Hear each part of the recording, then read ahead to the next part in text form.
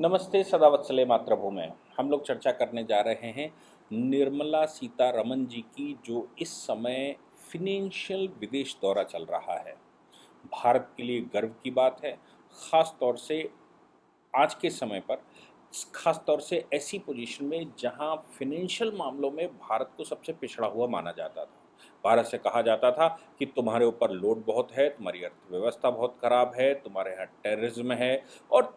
पता नहीं क्या-क्या, पर कैपिटा इनकम कम है। और ये सब कहते हुए भारत को कहीं ऐसे पेंडोरम में भेज दिया जाता था, फेंक दिया जाता था, जहाँ से उम्मीद नहीं होती थी कि हम उभर भी पाएँगे। और भारत के लोगों को ऐसा महसूस करवाया जाता था कि तुम संसार के सबसे निकृष्ट लोग हो।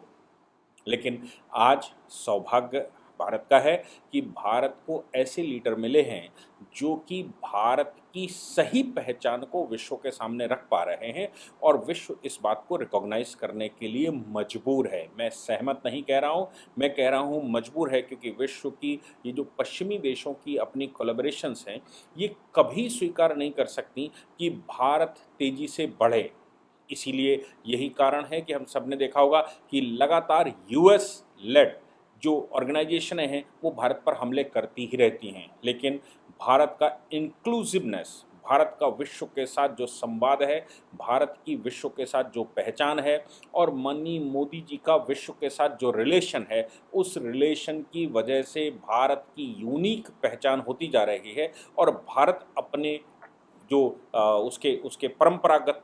व्यूज़ हैं, उन पर झंडे गाड़ता चला जा रहा है। इस विषय पर हम सब जान ही रहे हैं कि भारत की फाइनेंस मिनिस्टर निर्मला सीतारमण जी, उनके योगदान के विषय में बहुत कुछ नहीं कहना चाहिए, क्योंकि पूरा भारत इस बात से परिचित है कि उनकी पोजीशन ग्लोबली और भारत में क्या है।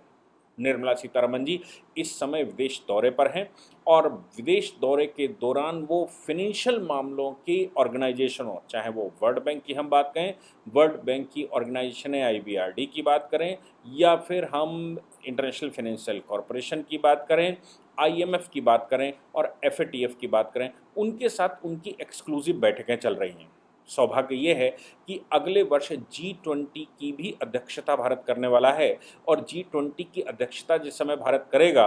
उसके जो रिपरकेशन हैं, उसकी जो संभावनाएं हैं, उस पर जो भारत का व्यू होगा और भारत की चाल होगी, भारत का जो मंतव्य होगा, उस पर अभी से विश्व के बड़े इंस्टीट्यूशंस चर्चा करने लगे हैं। मैंने आईएमएफ की बात आपको बताई थी कि आईएमएफ की चीफ, यानी कि जो वहाँ की मैनेजिंग डायरेक्टर हैं, या डायरेक्टर जनरल कह लीजिए, उन्होंने भारत के विषय में स्टेटमेंट दिया और ये कहा कि भारत G20 का प्रतिनिधित्व करने जा रहा है, और G20 में भारत आईएमएफ का पक्ष रखने में सफल होगा, और आईएमएफ का जो अपना व्यू है, आईएमएफ की जो अपनी प्रॉब्लम्स हैं, वो G20 के साथ वो डिस्कस कर पाएगा। G20 संसार का वो एक संगठन है जो टॉप के 20 कंट्रियों से मिलकर बना है। सौभाग्य से भारत उसका हिस्सा है। हालांकि एफएटीएफ की स्थापना हिस्सा है, और ऐसी परिस्थिति में भारत को ये कहना कि भारत पूरे विश्व की इकोनॉमी को रिवाइव करेगा और भारत पूरे विश्व की इकोनॉमी के विषय में प्रतिनिधित्व करेगा। उन्होंने जब ये कहा, आईएमएफ के चीफ ने, कि भारत का इंक्लूसिव नेचर और भारत का सभी देशों के साथ संपर्क, भारत का सभी देशों के साथ अच्छा व्यवहार, और भारत को सभी देश रिकॉग्नाइज करते हों, ऐसी सिचुएशन में जब ये पोजीशन भारत की हो, तो इस पोजीशन में भारत सही मायने में विश्व इकोनॉमी को ऊपर बढ़ाने में और पूरे विश्व की इकोनॉमी को संवारने में विश्व की मदद करेगा। और G20 समिट के दौरान भारत बहुत कुछ कर सकता है, विश्व के लिए करेगा, ऐसी उन्होंने उम्मीद की। ये सौभाग्य की बात है कि आईएमएफ की चीफ भारत के लिए ऐसे शब्दों का इस्तेमाल करती हैं और निर्मला सीतारमण जी को बड़ा सम्मान देती हैं। इसके बाद जब एफएटीएफ की बैठक हुई आज, एफएटीएफ की बैठक में हमको पता होना चाहिए कि एफएटीएफ का मतलब क्या है। हमने तो एफएटीएफ को पूरे देश ने जनरली पाकिस्तान से रिलेशन में जो न्यूज़ें आई कि पाकिस्तान को ग्रे लिस्ट में डाला गया, पाकिस्तान को ब्लैक लिस्ट में डाला जा सकता है, पाकिस्तान के लिए ऐसा हो सकता है, पाकिस्तान में फाइनेंशियल क्राइसिस चल रही है, पाकिस्तान की फाइनेंशियल क्राइसिस में चाइना मदद कर रहा है, ये सब हमने सुना होगा, खूब सारी चर्चाएं इस पर चलती हैं। आज हम लोग एफएटीएफ में भारत की भूमिका और भारत किस प्रकार से दरोगा बना बैठा है और पाकिस्तान किस प्रकार से कल्प्रिट बना बैठा है वहाँ पर, और पाकिस्तान के ऊपर भारत का क्या प्रभाव कैसे रहा होगा, वो आज की निर्मला सीतारमण जी की जो बैठक हुई उस बैठक के बाद के जो परिणाम निकले उससे साफ दिखाई देता है। इससे पहले एफएटीएफ के बारे में जानना अति आवश्यक है। एफएटीएफ मतलब financial action task force. Financial action task force 1989 में G7 देशों के द्वारा, हम जब जान ही रहे हैं वर्ल्ड के 7 स्ट्रॉन्ग कंट्री G7 कंट्री कहे जाते हैं, G7 कंट्रियों के द्वारा 1989 में बनाया गया था। और ये सोच के बनाया गया था कि ये जो मनी लॉन्ड्रिंग का मामला है, ये देशों के ब्यूरोक्रेट्स और देशों के पॉलिटिशियंस की जो करप्शन का मामला है, और इसके अतिरिक्त एक और मैटर जोड़ा गया बाद में जो स्टेट स्पॉन्सर्ड टेररिज्म का मामला है। इन मामलों में जिन देशों की रैंकिंग खराब होगी उन देशों को फाइनेंशियल मदद नहीं की जाएगी। जिस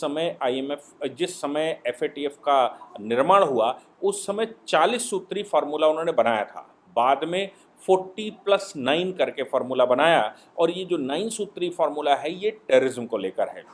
भारत 2010 में इसका मेंबर बना। आज की तारीख में 39 कंट्रीज, 39 कंट्री ना कहें तो ठीक होगा, 37 कंट्रीज प्लस 2 कॉपरेशंस, एक जीसीसी यानी कि गल्फ कोऑपरेटिव कॉपरेशन जिसमें 6 कंट्री आते हैं, और दूसरा यूरोपियन कमीशन, ये 2 ऑर्गेनाइजेशन इसमें हैं। अब इन 2 ऑर्गेनाइजेशनों के रहते हुए अगर हम कहें तो लगभग 50 से 55 कंट्री, क्योंकि 27 देश इसमें आते हैं यूरोपियन कमीशन में, और 6 कंट्री जीसीसी में आते हैं, गल्फ कोऑपरेटिव कमीशन में। तो 37 + 27 + 6 ऐसे प्रतिनिधित्व होता है। इनमें बड़े कंट्रियों का प्रतिनिधित्व के रूप में भारत 2010 में इसका स्थायी मेंबर बना, और 2010 में उसने कहा कि हम भारत से करप्शन, हम भारत से जो टेररिज्म है, हम भारत की भूमि में मनी लॉन्ड्रिंग और इस तरह के जो मामले हैं उन मामलों को भारत से खत्म करके विश्व की सहायता करेंगे। खास तौर से ये जो संगठन है वो एक देश से दूसरे देश में पैसा मनी लॉन्ड्रिंग करके आता है, गलत तरीके से पैसा डिपॉजिट किया जाता है, टेररिज्म के लिए फंडिंग की जाती है, क्रिमिनल फंडिंग की जाती है, और या फिर इस तरह के बहुत सारे वाइट कॉलर क्राइम जो लोग करते हैं, वाइट कॉलर क्राइम हम उनको कहते हैं जो फिनेंशियल क्राइम करते हैं। वाइट कॉलर क्राइम करने वाले जो लोग हैं संसार में वो एक दूसरे कंट्रियों में कहीं ना कहीं अपना पैसा डिपॉजिट करते हैं। तो भारत ने 2010 में इसकी सदस्यता लेते हुए तय किया कि हम अब विश्व को corruption free, money laundering free या ऐसा करेंगे। भारत के इस समय पंकज कुमार मिश्रा जो कि एडिशनल सेक्रेटरी हैं बोर्ड ऑफ रेवेन्यू में, तो वो भारत सरकार के और इस समय वो फाइनेंशियल इंटेलिजेंस यूनिट FIU के प्रमुख भी हैं। तो फाइनेंशियल इंटेलिजेंस यूनिट का काम ये है कि देश में जो इंटेलिजेंस से मतलब है देश में फाइनेंशियल जो क्राइम हो रहे हैं, जो मनी लॉन्ड्रिंग के काम हो रहे हैं, जैसे जिस पर ईडी काम करती रहती है, हम देखते ही होंगे, उनकी इंटेलिजेंस करना। हम सब जान ही रहे होंगे कि भाई हमारे पास इंटेलिजेंस यूनिटें तमाम तरह की होती हैं, इसी तरह से फाइनेंशियल इंटेलिजेंस यूनिट, और फाइनेंशियल इंटेलिजेंस यूनिट के प्रमुख पंकज कुमार मिश्रा स्थायी सदस्य हैं FATF के, स्थायी भारत के रिप्रेजेंटेटिव हैं FATF में। और FATF वो संगठन है जो कि विश्व के 200 कंट्री से ऊपर कंट्रियों में जो फिनेंशियल ट्रांजैक्शंस होते हैं और जो उनकी फिनेंशियल मदद होती है, उन कंट्रियों को के लिए तमाम तरह के संगठनों को वो रिकमेंडेशन करते हैं। तमाम तरह के संगठनों को रिकमेंडेशन करते हुए वो उनको कैसे फिनेंस जाना, किसको फिनेंस जाना चाहिए, नहीं जाना चाहिए, इन सब पर वो अपनी चर्चा करते हैं। और इस चर्चा के बाद फिनेंस कैसे हो, कैसे ना हो और क्या कंडीशनें हैं, ये सब कुछ तय करते हैं। अगर हम बात करें कि वो किससे किससे एसोसिएट रहते हैं, तो आप समझ लीजिए कि जैसे Asia Pacific money laundering group है, Caribbean financial action task force है, काउंसिल ऑफ यूरोपियन कमीशन है, यूरेशियन ग्रुप है, eastern and southern Africa anti money laundering group है, या इनके ऑब्जर्वर इन इन सब का कोऑर्डिनेट कैसे करते हैं, और इन ऐसे बहुत सारे संगठन इनसे डेटा कलेक्शन करते हैं। यानी कि इस तरह के जितने टास्क फोर्स संसार में बने हुए हैं, चाहे वो एशिया में हो, चाहे अफ्रीका में हो, चाहे अमेरिका में हो, या फिर वो यूरेशिया के अंदर हो, ऑस्ट्रेलिया के अंदर, कहीं भी इस तरह के जितने टास्क फोर्स बने हुए हैं मनी लॉन्ड्रिंग को लेकर, उनके सबके साथ कोऑर्डिनेट करता है। और इनके ऑब्जर्वर होते हैं। ऑब्जर्वर, अब हम कहें कि 39 कंट्री हैं, तो क्या 39 के बीच में ही केवल ये ट्रांजैक्शन? नहीं, 39 कंट्री मिलकर ये तय करते हैं कि हम संसार में मनी लॉन्ड्रिंग नहीं होने देंगे। 200 से ऊपर देशों में जो कुछ भी मनी को लेकर गतिविधियां चल रही, इलीगल गतिविधियां चल रही, उनके डेटा कलेक्शन करके रिपोर्ट बनाएंगे, और रिपोर्ट बनाकर जो क्राइटेरिया 40+9 का है, उस क्राइटेरिया के अनुसार उस देश का क्या हो, इस पर अपनी रिपोर्टिंग बनाकर रखेंगे और देश और संगठनों को सप्लाई करेंगे। अब संसार में जो फाइनेंशियल एक्शन लेने वाले कंट्री हैं, जो जो जो संगठन है, जैसे अफ्रीकन डेवलपमेंट बैंक है, एशियन डेवलपमेंट बैंक है, या इस तरह के और यूरोपियन बैंक्स हैं, और यूरोपियन सेंट्रल बैंक है, या मैं कहूँ आईएमएफ आता है, आईबीआरडी आता है, या जीआईएफसीएस आता है। ऐसे संसार के जितने फाइनेंशियल एड देने वाले संगठन हैं, उन सभी संगठन एफएटीएफ के ऑब्जर्वर रहते हैं। यानी कि वो वहाँ से कोई फाइनेंस लेने जाएगा, कोई मदद लेने जाएगा, चाहे आईएमएफ की बात करें, आईबीआरडी की बात करें, यूएनओडीसी की बात करें, या ओएससी की, ओईसीडी की बात, कोई भी संगठन संसार का है, उसके साथ फाइनेंशियल मदद लेने जाएगा, तो सबसे पहले ये संगठन, चूंकि एफएटीएफ के ऑब्जर्वर ग्रुप हैं, इसलिए एफएटीएफ की रिकमेंडेशन को देखते हैं। और एफएटीएफ की जो रिकमेंडेशन कंट्रियों को लेकर आई होती है, उसके अनुसार ही आगे की फाइनेंशियल मदद या फाइनेंशियल एक्शन उस कंट्री के साथ लेते हैं। जैसे मैं एक इलस्ट्रेशन के रूप में बात करूं, पाकिस्तान। अब भारत तो एफएटीएफ का मेंबर है, इसलिए भारत के अंदर की गतिविधि, भारत के अंदर मनी लॉन्ड्रिंग का मामला है, भारत के अंदर टेररिस्ट फंडिंग की मामला आता है, तो भारत की जो फाइनेंशियल इंटेलिजेंस यूनिट है,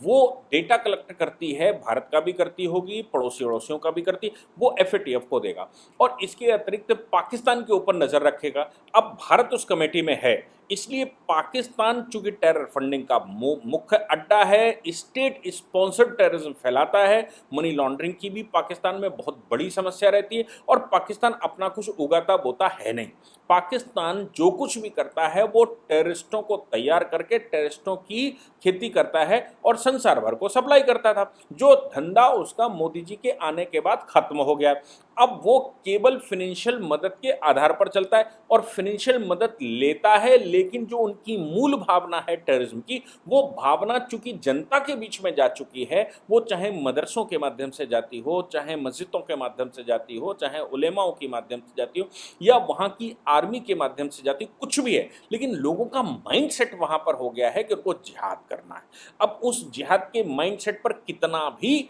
पाकिस्तान कंट्रोल करने की कोशिश करे, लेकिन जनता तो नहीं मानने वाली। जनता तो चूंकि स्वभाव में वो आ चुका है, इसलिए उसने तो टेररिज्म फैलाना ही फैलाना है, कहीं बॉम्ब नहीं मिलेगा तो अपने घर में फोड़ेगा। अफगानिस्तान के अंदर कल ही हमने देखा होगा कि मस्जिद के पास कितना बड़ा धमाका हुआ और हजारों लोग उससे इफेक्टेड हुए। खैर, कुल मिलाकर पाकिस्तान की इन हरकतों की वजह से एफएटीएफ में चूंकि भारत प्रतिनिधित्व करता है, और एफएटीएफ का बहुत सक्रिय सदस्य भारत है, और भारत की इंटेलिजेंस बड़ी स्ट्रांग है एफएटीएफ के मामले में, इसलिए इस केस में पाकिस्तान चारों ओर से भारत से घिरा हुआ है। लेकिन जिस समय हम बात करते हैं एफएटीएफ की, तो एफएटीएफ की जो बैठक निर्मला सीतारमण जी ने की, उस बैठक में स्ट्रैटेजिक प्रायोरिटी को लेकर 2022 से लेकर 2024 तक ग्लोबल नेटवर्क को एक्टिव करना और enhance international beneficiary ownership transparency, और जितनी ट्रांसपेरेंसी हो सकती है वो करना। और मोदी सरकार तो यहाँ बैठी हुई है ट्रांसपेरेंसी के लिए, क्योंकि मोदी सरकार का तो उद्देश्य ट्रांसपेरेंट भारत बनाना है, इसलिए और करप्शन कम करना है। ऊपर से भले ही कम करने की कोशिश कर रहे हो, नीचे अभी भले ही बिल्कुल जमीन तक करप्शन खत्म ना हो पाया हो, लेकिन बड़े स्तर पर भारत में करप्शन पर रोक लगी है और अब होड़ सी लग गई है कि भारत में करप्शन कम करने कौन कम कर सकता है। भले ही कम ना कर पाए लेकिन दिखावा तो कर ही रहे। ये बात मैं कह रहा हूं केजरीवाल के लिए। बाकी देश में जो कुछ भी चल रहा है वो ये बता रहा है कि प्रॉपर्टियों के रेट डाउन हो रहे हैं, यानी कि कहीं से भी करप्शन का पैसा ज़्यादा नहीं निकल पा रहा है। परिणाम निकल रहा है कि प्रॉपर्टियां अब वो उछाल नहीं मार पा रही हैं, एसेट्स वो उछाल नहीं मार पा रहे हैं, या जो एसेट्स मार्केट है वो उछाल नहीं मार रही क्योंकि इल्लीगल पैसा नहीं निकल पा रहा है। और वो जो इलीगल पैसा नहीं निकल पा रहा है वो भारत में इंफ्रास्ट्रक्चर के काम आ रहा है। भारत इंफ्रास्ट्रक्चरली बड़ी तेजी से काम कर रहा है और इन सब में वो कहीं न कहीं ट्रांसपेरेंसी को प्राथमिकता पर, प्रमुखता पर रखता है। और डिजिटल इंडिया उसका एक प्रमुख इलस्ट्रेशन है जो मोदी सरकार की उपलब्धि है। इस बात को फाइनेंशियल एक्शन टास्क फोर्स में निर्मला सीतारमन जी ने खुल के बताया कि what they are doing, what we are doing by the digital transformation, और कैसे हम एफएटीएफ की जो फंडिंग है उसकी जो गतिविधियां हैं उन गतिविधियों को हम भारत में कैसे कंट्रोल कर रहे हैं और कैसे उनकी मदद कर रहे हैं। एफएटीएफ ने भरपूर रूप से निर्मला सीतारमन जी की जो तारीफ की है, आईएमएफ ने जो तारीफ की है और भारत को नया इकोनॉमिक हब घोषित किया है, ट्रांसपेरेंसी के मानकों पर भारत को साफ पाया है और भारत की बात एफएटीएफ में प्रमुखता से काम कर रही है और आगे भी करेगी, ऐसा जो परिदृश्य दिखाई दिया उससे हर एक भारतीय को प्रसन्नता होती है। इसलिए क्योंकि अब ये मोदी का भारत है, ये मोदी जी का देश किस तरफ चल रहा है और कैसे चलना है, ये सब कुछ विश्व पटल पर रखने के लिए निर्मला जी को साधुवाद और भारत वासियों के लिए शुभकामनाएं कि भारत का सम्मान किस प्रकार से वर्ल्ड पटल पर बढ़ाया जा रहा है। जय हिंद, जय भारत, वंदे मातरम।